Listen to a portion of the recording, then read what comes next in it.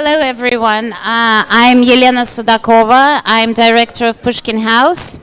And thank you for coming. And thank you very much to those who are joining us online for a symposium dedicated to Joseph Backstein, commemorating his memory in a plethora of roles that he performed. As an active witness and archivist of the conceptual art of the 1970s, as one of the first curators of emerging scene of contemporary art in Russia, while also being its creator, as an educator, as an initiator and founder of various institutions. We have a long list of speakers and a limited time frame, so I will be very brief. I think starting from Perestroika, Joseph's main objective was to reintegrate Russian art into international context, and I'm quoting him. And it's in this capacity that I met him in London in 2015, when I curated an exhibition of Olga Chernyshova's Peripheral Visions here in London at GRAD, Gallery for Russian Arts and Design, which with Joseph's magic finger, magic touch, became a special project of the 6th Moscow Biennial. Our collaboration went further when we then hosted Between the Lines, a collaborative project by students from Goldsmith University and ICA Moscow. The exhibition prompted audiences to apply a critical eye to the depiction of social reality and look beyond the established narratives to read between the lines. Now, reading between the lines has now become our communicational norm, especially over the last 3 years. And we're suddenly very advanced in this skill due to conditions in which we all find ourselves. We're all very much aware that all major projects associated with contemporary art, such as Moscow Biennale, as well as the State Center for Contemporary Art founded by Leonid Bazhanov, who sadly passed away last week, have now ceased to exist, as did many other institutions who indirectly owed the fact of their existence to Joseph and his generation, though I suspect that many of them, if I were to name them, might disagree with this statement. It is also very obvious that although we have a fantastic panel of speakers from different parts of the world, and the panels are really intergenerational, which is testament to Joseph's legacy and his reach, regrettably, the two symposia taking place in Moscow and London are without any connections to each other. I do encourage you, though, to watch the Moscow conference, which took part within the context of Art Moskva, which is available online, and Art Moskva is considering hosting it annually.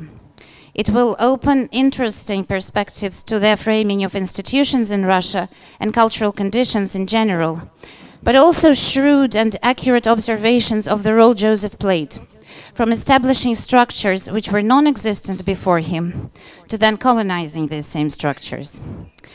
It is undeniable that our understanding of what constitutes arts institutions, our understanding of conditions of labor and overall area of professional ethics that it involves, communicational strategies, and even interpretation of the term Russian culture has evolved and moved away from the way understood by Joseph.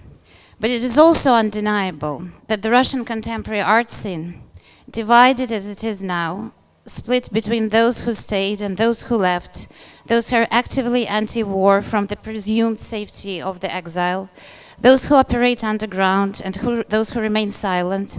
It's a diverse, multi-layered and complex structure that reevaluates its norms, challenges its former heroes, and is in the process of repositioning itself. Whether locally or globally remains to be determined, but it is undoubtedly one of the most important legacies of a complicated human being, Joseph Backstein. And on this note, I would like to pass over to Elena Zaytseva, who made a titanic job of putting this conference together. And Lena will then introduce all the speakers. And thank you very much for your efforts.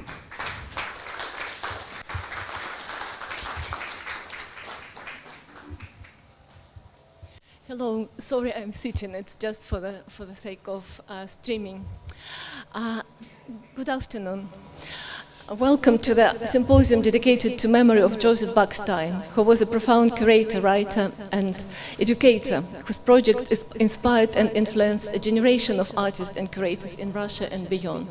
My name is Elena Zaytseva. I am one of organizers of this conference, alongside with Katy Deepwell, and alongside with a wonderful team of Pushkin House, led by Elena Zaytseva, who is hosting this event and whom we are very grateful to their support and professionalism. Joseph Backstein was my PhD tutor, as well as my employer in the office of the Moscow Biennale. I am grateful to him for his indispensable lessons of work ethics and academic clarity. For us, a generation who were coming of age in Russia after Perestroika, Joseph was one of the heroes who broke a membrane of misunderstanding between Russian art and the West. He curated large exhibitions of artists from Russia in different parts of the world and was bringing the most interesting artists and curators to Russia from Europe, America, Japan, and other countries.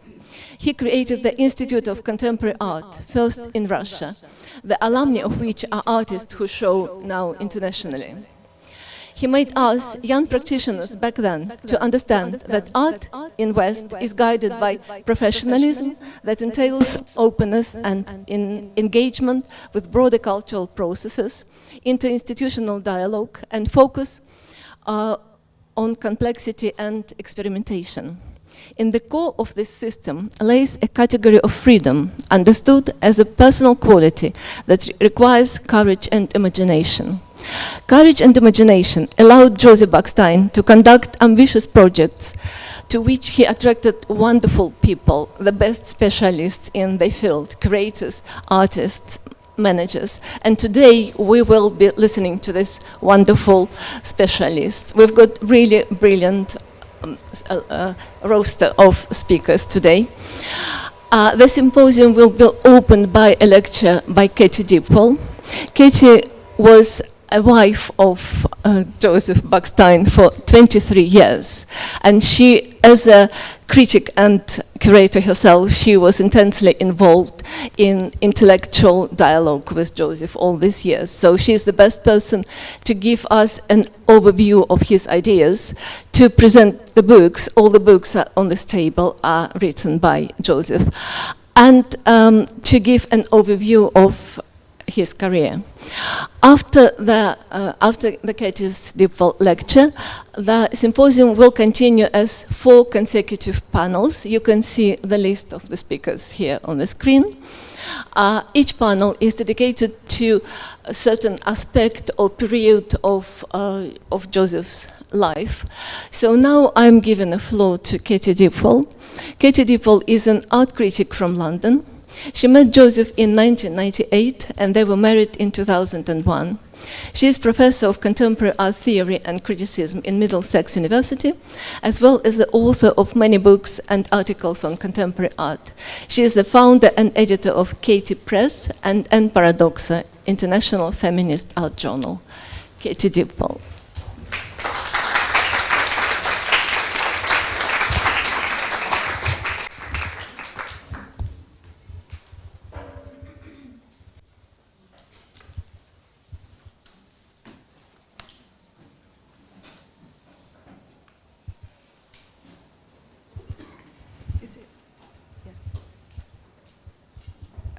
I want to thank you all for coming today. I have many friends in the audience and colleagues who I met through Joseph, and I'm very grateful for your turning up in London and online to think about him and his work.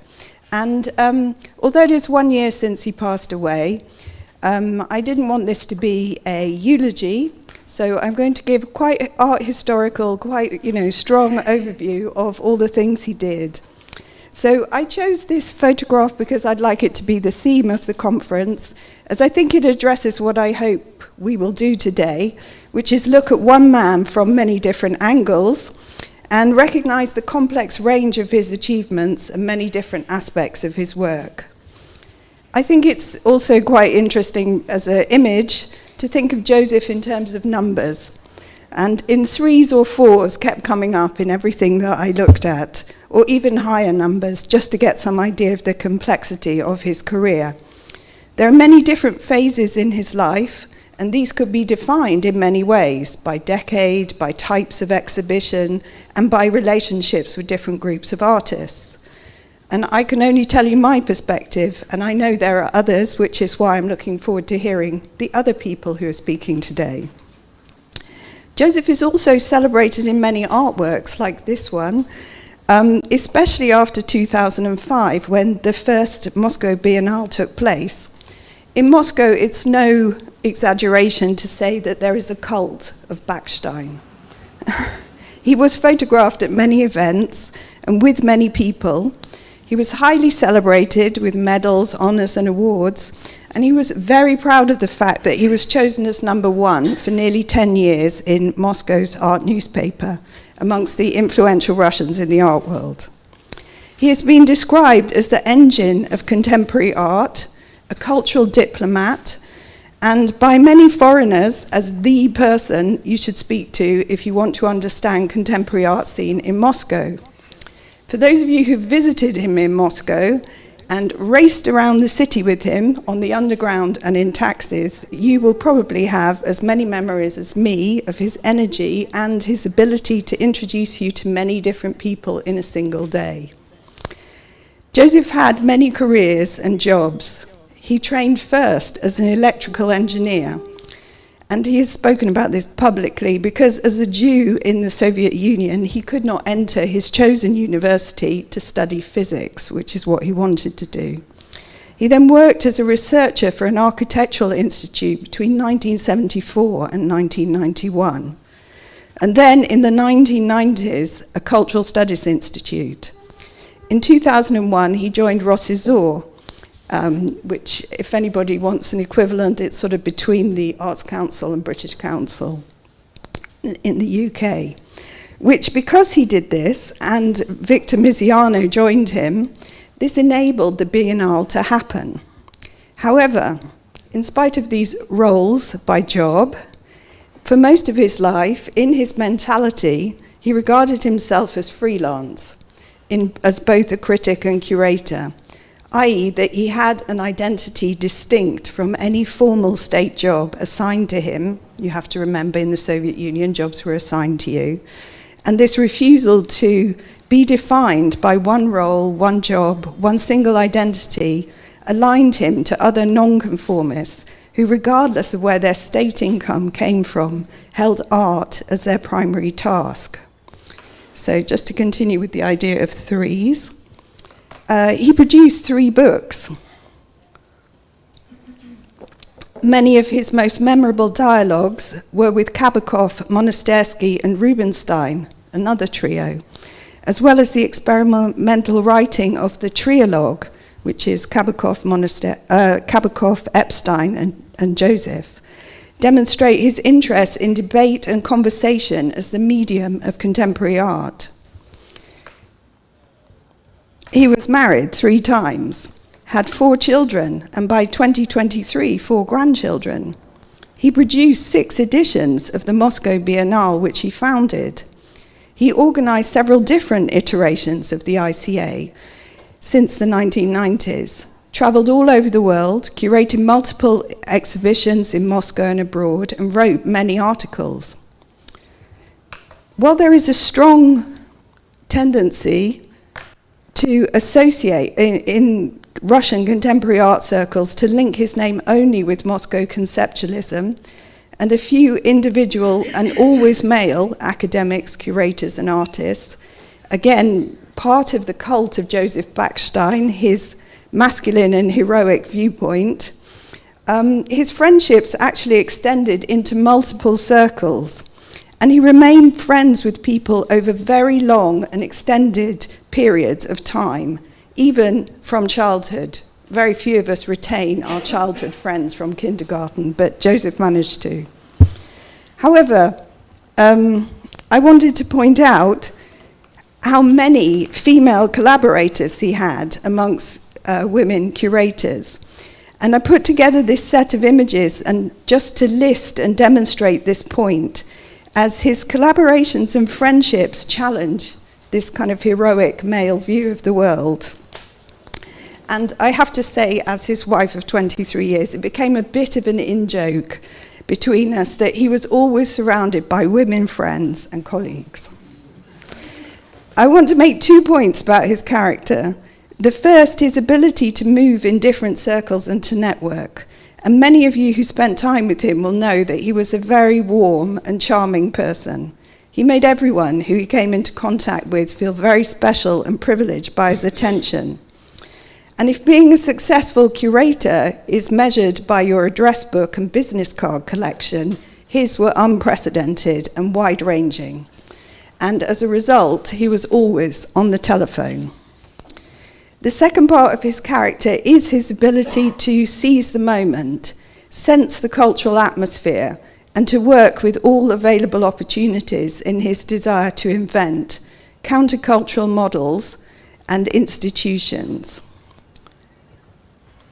When I first met Joseph in 1998 at Manifesto 2 in Luxembourg, he had just opened a major exhibition, Medialization, in Sweden.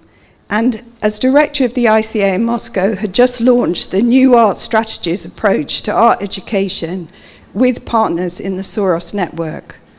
We met again later in 1998 as speakers at a conference in Lithuania on conformism and nonconformism in contemporary art, again organized by a Soros center in Vilnius.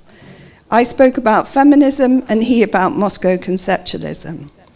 When I met him again in 1999, he was curating Komar and Melamid in the Russian pavilion in Venice.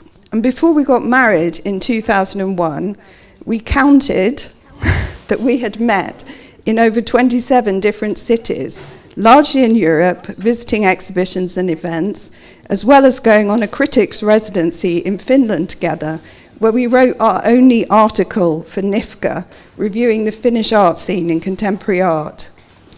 Now, this pace of travel marked only the second half of his life. He was fond of reminding people that he did not leave the Soviet Union until 1988, when he was 43. That doesn't mean to say he didn't travel within the Soviet Union, both to Crimea, Estonia, Lithuania, but he didn't actually leave the Soviet Union. Another story he told many people was how he crossed in 1988 from East Berlin to West Berlin, entering the West for the first time by achieving the unbelievable goal of getting 3 authority stamps in his passport from Russians, West Germans, and British. He regularly pointed out how his passport, as was the convention in the Soviet era, carried his ethnicity as Jewish, Evreski. In a dialogue with Lev Rubinstein, he makes it clear that his ethnicity by religion created a double life in his Russian identity. But it's one he later went on to affirm, and did so by his work with the Jewish Federation in Mednikov's garage, where the museum garage started. And then when garage moved out of Mednikov's garage, he took over an advisory role on the arts program of the Jewish Museum of Tolerance that was built there, and helped Maria Nasimova, the first curator there. As we spent 23 years together, I have to say my direct knowledge of his work is based in developments since the late 90s, when his international career rapidly escalated. However, his career as a curator began in the 1980s in the avant-garde club, which is called Klava in Russian. This is closely associated to the apartment art exhibitions organized by Nikita Alexeyev. But Joseph didn't claim credit for his curation of any exhibitions with Klava until 1987. While Joseph had met Kabakov in the 70s and was clearly involved in events and discussions in different circles throughout the 1980s, his most notable achievement at this time is the trialogues with Kabakov and Epstein. The trialogues have just been re-released in Russian, and they're a very interesting timed writing experiment where they choose randomly suggested objects, a park bench, a chair, an incident on the street. And each writer, in a timed experiment, tries to describe how these reveal both Soviet life and alternative daily realities in an associative and semiotic manner that follows the format of Barthes's mythologies. In the 1980s, I believe, he largely saw himself as someone documenting and discussing art with participants, especially with Kabakov and Monastersky, even when he organized meetings, events, or gatherings with Yuri Albert, George Kiesewetter, Nikita Alexeyev, and Elena Ilagina, amongst others. And this kind of facilitating role is evident in Sabina Hagen's films from the 1980s, and in the footage of Ira Nakova's rooms, which were recently shown at Tate Modern. At the time, he was actually writing his PhD in cultural studies, which he finished in 1985, and it was about the cultural life of a city, an examination very much in line with Roland Barthes and Walter Benjamin, who he absolutely adored. And this focus served him well when it came to the ambitious plans for his exhibitions in the 90s and the Moscow Biennales. Viktor Pivoreyev commented that in 1988, the conditions which had enabled unofficial art, including the nonconformists of Moscow, conceptualism, changed fundamentally, both with perestroika and their opportunities to travel abroad, but also with the Sotheby's auction in Moscow, where for the first time conceptual art reached auction houses. So where would Joseph fit in this picture? As someone who joined the Artists' Union in 1988, and as a curator, a part of a group who successfully mediated the first boom in nonconformist Russian art until the early 1990s. This led to the strange situation Joseph describes in one text, in which the nonconformists after perestroika, who had challenged the official Soviet state, now found themselves celebrated in the international art world. Perhaps you can see this mediation and participation to curation in terms of Joseph's work with collective actions. His exhibitions of collective actions, exhibiting documentation in Moscow in 1989 and then at Exit Art in New York in 1996, both exhibitions co-curated with Elena Ilagina, and then later shown in Angels of History in 2006. So when he started curating, what marked his approach was his choice of alternative venues for art.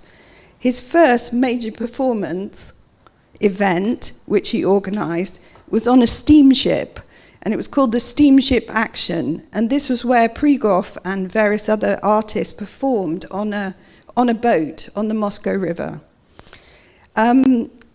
We can list his first exhibition projects again in terms of threes. The first exhibitions he did were called Iskunstvo, and he organized 3 of these exhibitions, one in Moscow, one in Berlin, and one in Stockholm. And this was his first attempt to promote a binational exchange with Lisa Schmidt and Bader Bar. Iskunstvo was followed by the exhibition in the bathhouse, where it was possible at the opening for the men to swim, not the women, only the men. And then his exhibition in Butyrskaya prison in 1992, which was a remarkable achievement post-perestroika to organize an exhibition in a prison with the permission of the governor, with the prison inmates helping, and then have a public opening in a prison in Moscow at that time. All these exhibitions are centered in presenting Moscow conceptualism as new directions in Russian contemporary art, that ironic interpretation of Soviet life as paradise, which is how Joseph wrote about it. Almost simultaneously, Joseph started curating abroad. So he was the co-curator of Between Spring and Summer, which in 1990 toured throughout the year. Joseph went to all its US venues, taking a further contemporary part of it, called Prospects of Conceptualism, to both Hawaii and to PS1 in New York, and ultimately depositing the entire show in the Norton Dodge collection at the Zimmerli Museum. In Moscow, in the same year, he curated the Marny Museum exhibition in Frankfurt and the Schizo China exhibition in Moscow. He gained the support and friendship of Ronald Feldman, not just because it was Kabakov's dealer, on his first visit to US, and showed several of his artists back in Moscow. Terry Atkinson and Ida Appelbrug were shown in the early 1990s. Each time, Joseph paired them with the Moscow artists. So Terry Atkinson was paired with Monastersky and Ida Appelbrug with Maria Sebrakova. Going regularly to New York gave him a chance to research both the art market and its institutions, as well as reconnect with many Russian friends who had emigrated. He was trying to find a way to establish the ICA in the same years and looking closely at comparative institutions there, like the alternatives of Exit Art and also the ICA in Boston, and trying to work out how this could be done. As the 1990s progresses, Joseph looks back at the legacy of conceptualism and tries to come to terms with this transition to the West and Western markets and the Soviet legacy post-perestroika, including its switch from what some people have called lumpen capitalism to neoliberalism. In 1994, I'm sorry I don't have a slide of this, he organized a 20-year after the exhibition of the famous Bulldozer show, which he had attended. He also organized in both Moscow and Tallinn Komoran Melamid's exhibition project, Monumental Propaganda, which was a collaboration between New York artists and Russian artists and was shown also in America. This was an ironic look at alternative uses for those hundreds of statues of Lenin and other Soviet heroes by many artists. And it's presented as documentation and ideas for interventions in public sculpture. In the 1990s, he continued working with performance artists and became especially interested in video. Oleg Kulik is one of the artists he worked very closely with. He produced Deep into Russia, and then he showed his work in Angels of History with Bader Bar in Belgium, and Origins of the Species, which was a huge exhibition he organized in Toyama in Japan. After medialization at Edsvik, he produced Inverse Perspectives in 2000, and both of these shows are actually dominated by video, but unfortunately I don't have any slides of these because they're videos and video shows. In 2001, he co-curated with Victor Miziano a very important exhibition, which this is not a historical slide of, but because it's the year after, but it shows their partnership at the time, which was called On the Way to the Screen. And this was one of the first major video art shows in Russia, which toured from Art Moscow to many different cities in Russia. And this marked his interest in installing and showing what was at the time a relatively new medium in exhibitions. It also resulted in another video exhibition he did, Video Zone, in Tel Aviv in 2002. Now, he started to look in his reflections on an anti-authoritarian post-perestroika moment, he started to look at different generations of artists working across media, not just video, but also objects and paintings. And here are two sets. This is me being an art historian, because I went through his work and I tried to pick out examples of artworks across 3 generations in one medium, just to show you the kind of shifts from Kabakov's 16 Ropes, which he restaged in the Kabakov studio, and the kind of work that he was showing in early exhibitions of conceptual art, and then the kind of things that he showed in the Moscow Biennale. And in painting, this is obvious kind of link from Komarin Melamid to Dubasovsky, Vinogradov, and then to younger female artists, particularly like Diana Machelina and Natalia Strykova, who was one of his students. Just to show that this kind of post-pop, sots art, critical, reflective art, he saw it as crossing 3 generations. He did not see it as the past being reinvented. He saw the continuities, and he fostered the continuities in his work. Now, all of this, this is the origin of the species. All of this led up to works that he did in 2005, which you can see in his installation of his exhibitions, the same themes coming up of post-pop experimental art, installations, object-based art, which is very ironic, comic, humorous, challenging, and quite literary and literal, perhaps. Okay. All of these events led up to his the conditions for the Moscow Biennale in 2005, which when he started it was, I have hundreds of papers about it, and it's called the Big Project, the Bolshoi Project, which he, because he was an employee of Rossizor, he could muster the finances and the institutional know-how to actually get it off the ground. I found amongst his papers plans as early as 1992 for a Moscow Biennale. It was a long-held ambition.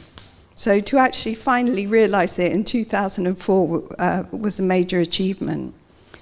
His conception for the Biennale was a collective one, not just a single international exhibition with well-known curators, but, to go back to his PhD, an energizing of the city as a whole, with an extensive parallel program coordinating over 100 events simultaneously in the city.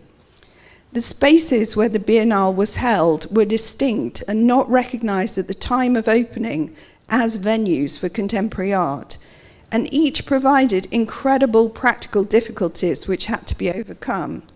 For example, the rebuilding of the toilets in the Lenin Museum in the first one, the internal lifts of the 23rd floor of the tower where the second one was held started to work only at the hour of the opening. I was there, I knew that.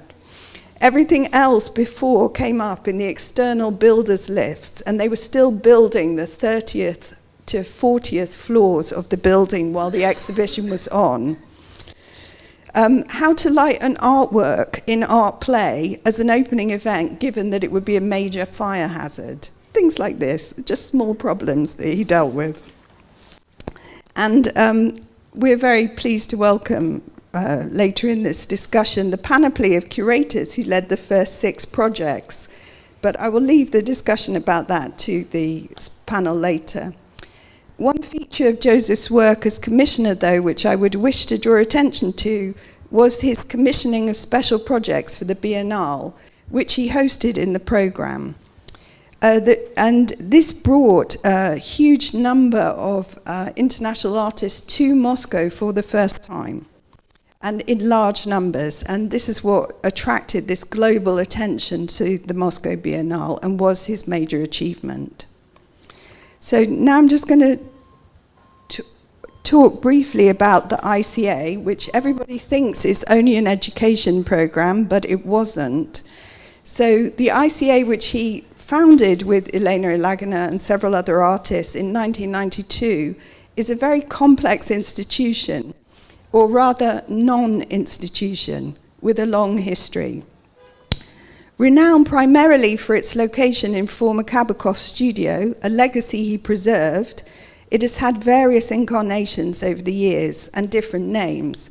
It has been ICA, ICI, Institute of Contemporary Problems, and now it is the Joseph Backstein School of Contemporary Art. At times, in the 1990s, it sought to be an art centre, both for exhibits and public talks, but it kept its informality largely because of its legal identity as an artist studio rented from the Artists' Union, and the sheer difficulty of the 139 steps to access this rooftop attic. It became a place for many informal gatherings and lots of parties. It was, however, Joseph's studio. He did work there. He did organize things there and had meetings there. In the early 1990s, Joseph established a constitution, trustees, and a friendship scheme to raise money, which interestingly wrapped Joseph's individual, international, local curating with the identity of the ICA. With the launch of the New Art Strategies in 1998, which was the result of extensive networking with colleagues in other Soros centres, the ICA studio became the home of a diploma programme. In the late 1990s and 2000s, Joseph sought and gained strong collaborations and exchanges with art schools in Europe for this diploma. The most significant of these was that with Leslie Johnson in Varland. And I'll just show you this. This is the summer school which they had every year at the academic dacha. And the academic dacha was in Vyshny Volochysk, which is halfway between Moscow and St. Petersburg, and reputedly where Ilya Repin, famous 19th century Russian painter, had stopped to paint the lake.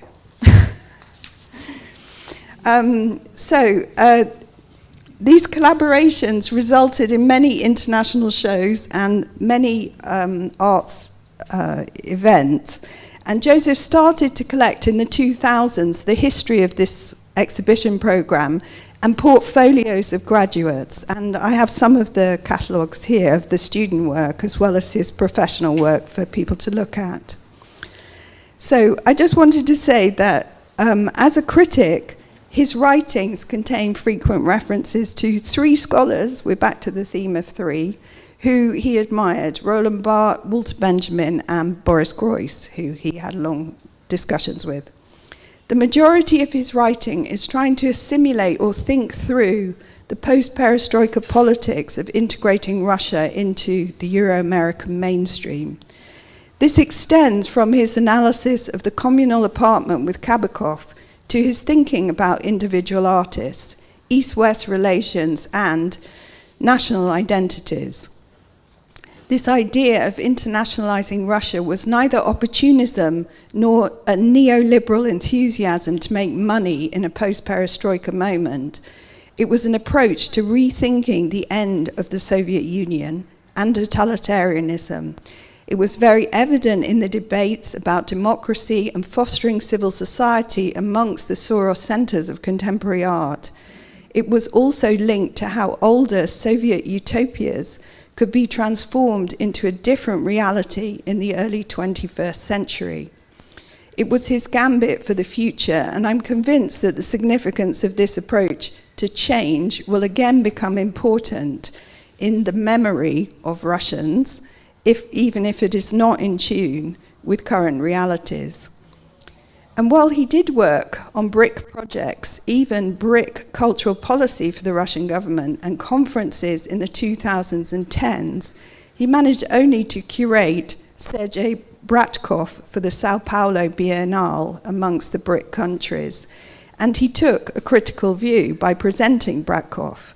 He did not visit India during his lifetime and went only once to China much earlier in his career.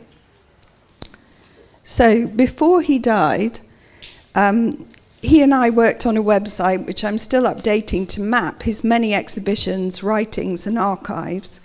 The exhibition section is divided by the main themes of his work as a curator of contemporary art, of Russian art in Russia, of Russian art abroad, and of international art in Russia. Joseph brought many international artists abroad to Russian audiences as special projects for the Moscow Biennale, among them Luc Boltanski, Yoko Ono, Isaac Julian, Anthony Gormley, and he was also responsible for a Moscow presentation of architect Norman Foster at the Pushkin Museum. Joseph took great care in what he did, and although he clearly wanted to be at the center of things, he wasn't egotistical. He was quite modest in his daily life and in his manner. He didn't boast about his work or make grand claims about it. nor did he talk about all the things he had done when he first met people. He was very focused on the future, the next project, the next event, and not on the past.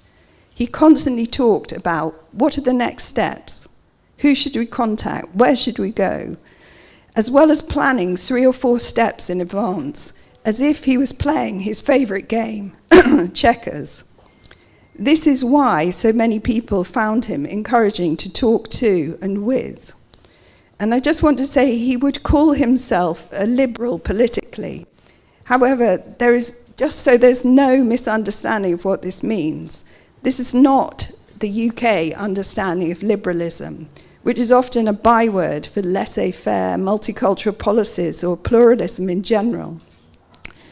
Nor does it mean he was a supporter of neoliberalism as a feature of the exploitative global world order to which many new Russians align themselves. What he meant by being a liberal was much closer to the German idea of a social democrat. Liberal here is a kind of code for support of democratic socialism, as they have in Sweden, combined with democracy and equality in institutions and a very severe distance from communism and any form of authoritarianism.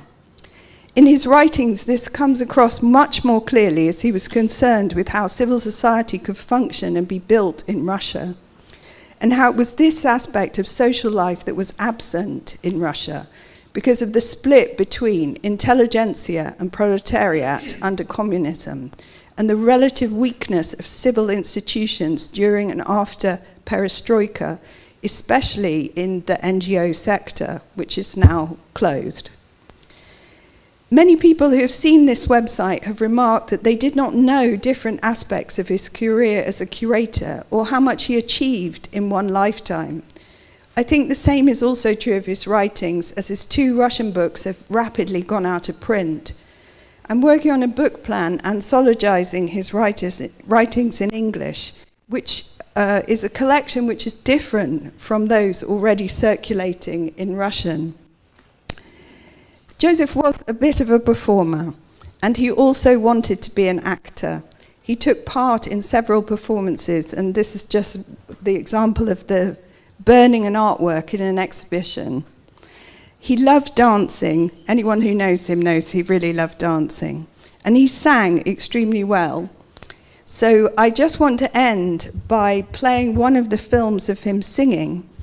And this was a broadcast on Russian TV to mark the opening of the 2007 Innovation Prize, of which Joseph was one of the judges. Should I just press this one?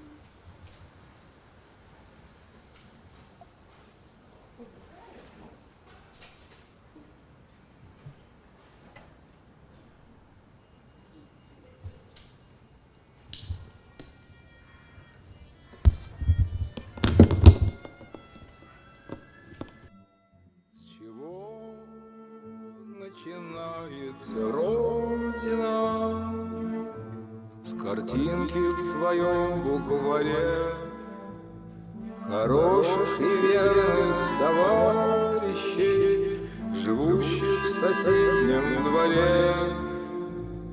А может, она начинается с той песни, что пела нам мать, с того, что в любых испытаниях у нас никому не отнять.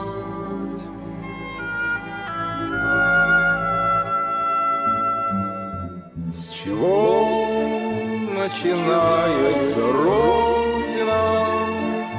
С заветной скамьи у ворот, с той самой березки, что в поле под ветром склоняясь растет. А может, она начинается с весенней запевки скворца, и с этой дороги проселочной, которой не видно конца.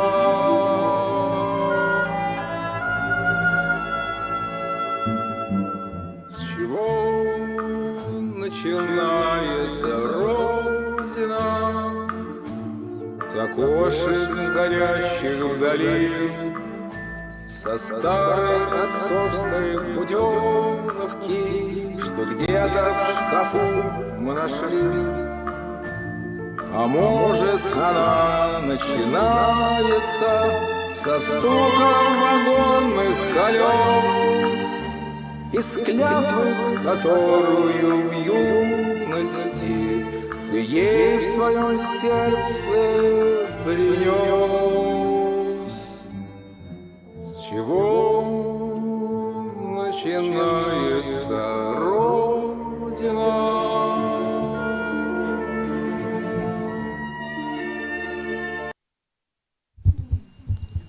And I just want to say the ironic smile at the end is very typical of Joseph.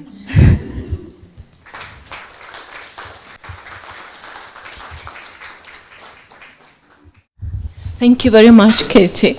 I'm deeply touched by your lecture and by the last video, which is deeply ironic, but at the same time it's very, very lyrical and very nostalgic for us Russians who were listening to the sounds of this song when we were young children, like in the kindergarten, and through all those part of our life that we spent back in Soviet Union when it was Soviet Union.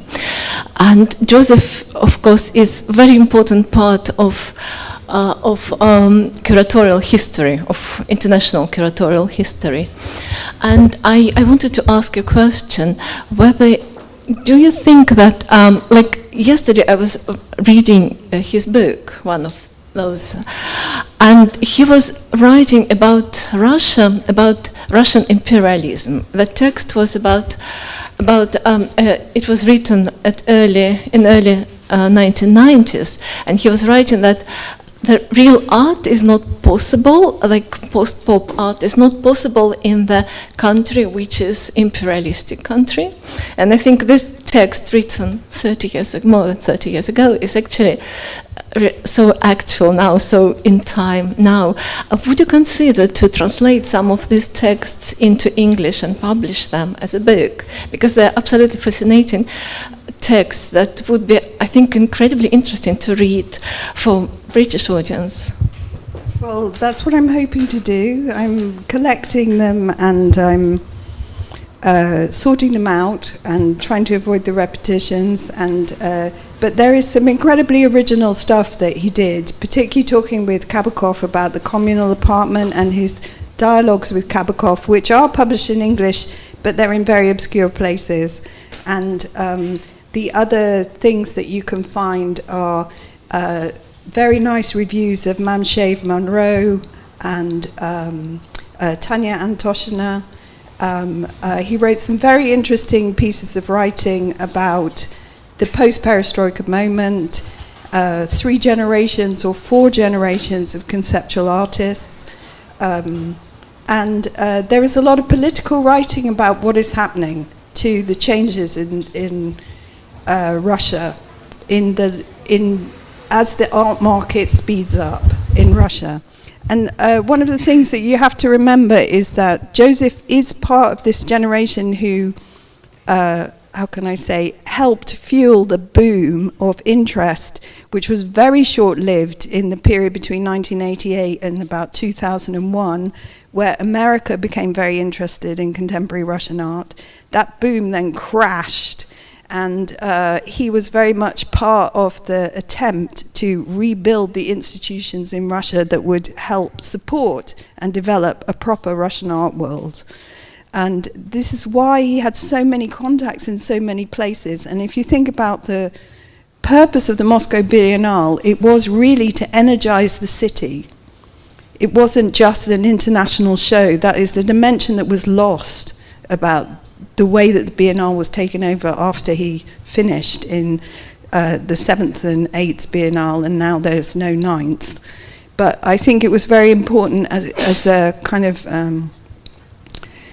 symbol of cultural life. And if you also look in the programs, as I've been looking at the Moscow Biennale, you'll find that the legacies of conceptual art, the apartment art movement, Kabakov's legacy in Russia, different generations of conceptual art in the one-person shows that were all celebrated very firmly. They were very strong parts of the programming.